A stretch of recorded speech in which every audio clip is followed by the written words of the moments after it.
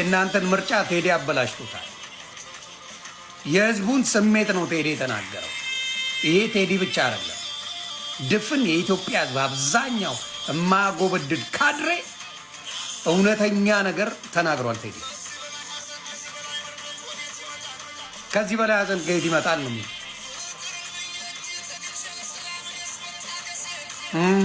ፍቅርን ፈልጌ ሊናይ ሰላምን ብዬ መታገሴ ነው። ከሀገር መች ይበልጣል አለ። ከሀገር መች ይበልጣል? አቦ እናት ወልዳለች። አንተ እናት ሺን የወለደችው አንድ ልጅ አይደለም፣ ሺ ወልዳለች። ሺን የወለደችው እናት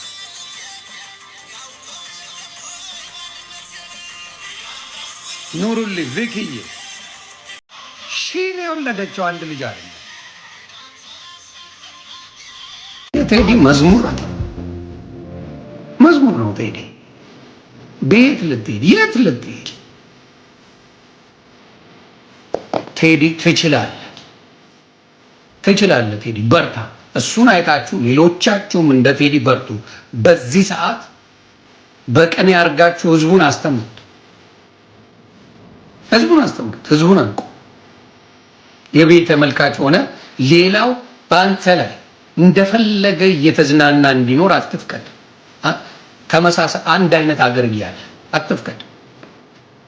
What's up, my brother Teddy Afro? Much love to you, brother Hayes. Congratulations on your new album. Your music keeps spreading the world, out there. So much love and light. Keep on shining. Music is the answer, brother. Peace, Negin. Hey, Teddy Afro. Congratulations for your new album. Wish you the best success for your new song. My name is JJ from China. I love you. Congratulations, Teddy Afro, on your new album.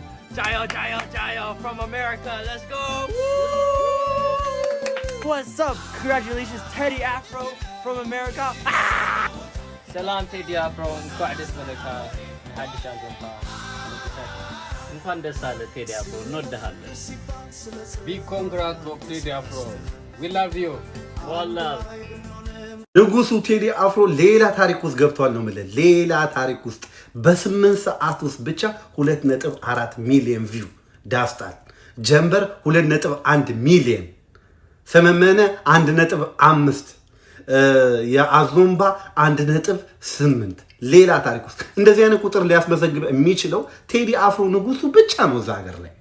አሜሪካ ያሉ ዘፋኞች ራፐሮች እንኳን እንደዚህ አይነት ቁጥር የላቸውም በ8 ሰዓት ውስጥ። በዩቲዩብ የወርልድ ዋይድ ሚውዚክ ቻርት ደግሞ ሁለተኛ ነው ያለው፣ ሁለተኛ ላይ ማለት ነው። ከሱ የሚበልጠው አንድ ሙዚቃ ብቻ ይበልጠዋል።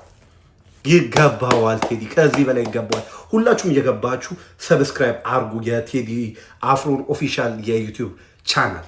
ካማን ጋይስ ካማን፣ ከዚህ በላይ መሄድ አለብን። የሚገራርም ሙዚቃ ነው የሰጠን። እኔ ደጋግሜ ሰማሁ። በተለይ አዝቦምባልና መርከብ ዳስታን ጀንበር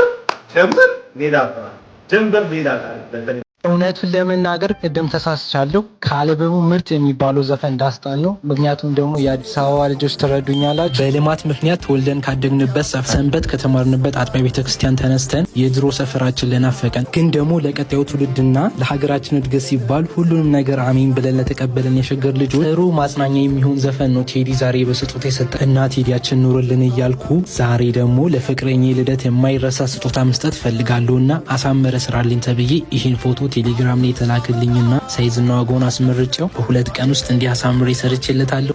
በጣም ስላደከመኝ አደራ ቢያንስ ለ3 ጓደኞቻችሁ ሼር አድርጉልኝ። እናንተም የማይረሳ ስጦታ ለማዘዝ ከፈልጋችሁ ባዮ ላይ ባለው ዩዘርኔም ቴሌግራም ላይ ቴክስት አድርጉልኝ።